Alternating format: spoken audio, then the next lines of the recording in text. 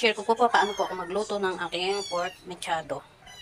Ito, mainit na po ang kawali. Lagyan na po natin ng konting mantika. Tayo ay magkikisa ng ayan, mainit na po. Lagyan muna ng bawang. Sabayan na natin ang sibuyas. Ito na po ang ating sibuyas. Lagyan po natin ang ating kamatis.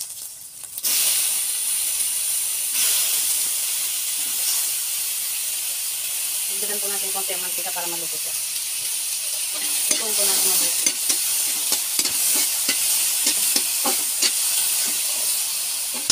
Dagdag po natin na. Naglagay na rin po ako ng bell pepper. Halo na po natin to. Asukal. Ito po, paminta at pork cubes. Paprika. Ito, ketchup po ginamit ko. Pwede rin po kayong gumamit ng tomato sauce, pero wala po akong tomato sauce. Okay na yan. Kamatis naman po. Ito, toyo. Konting asin. Ayan po. Lutuin po natin mabuti ang ating. Ito na po yung mantika na pinagprituhan ko na ang atsyete. Kalimutan ko dapat ito ang nauna. Ihahalo ko na lang po sa ginisa kong kamatis. Yung mantika niya po. Tanggalin po natin yung mga buto.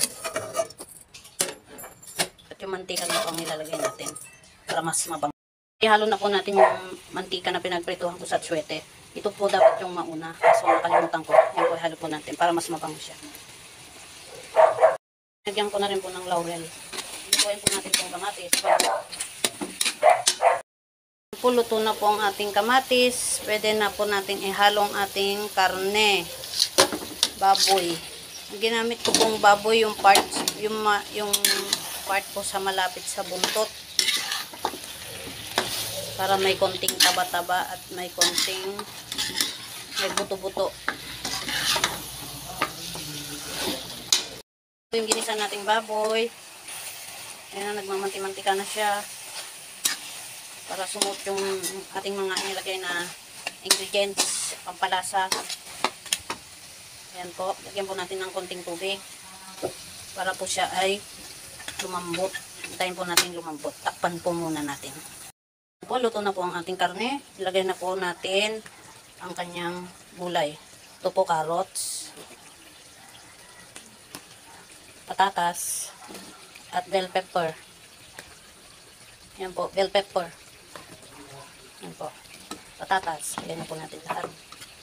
Haluin po natin.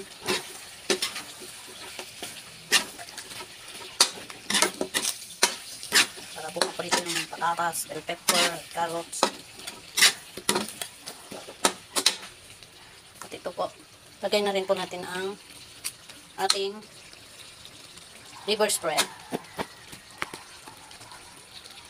Nilagay po natin yung mga gulay at liver spread. Ayan, halu-haluin po natin.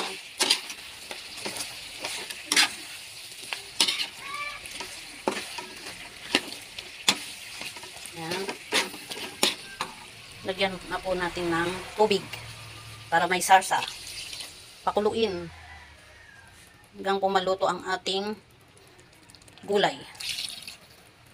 Ayan po.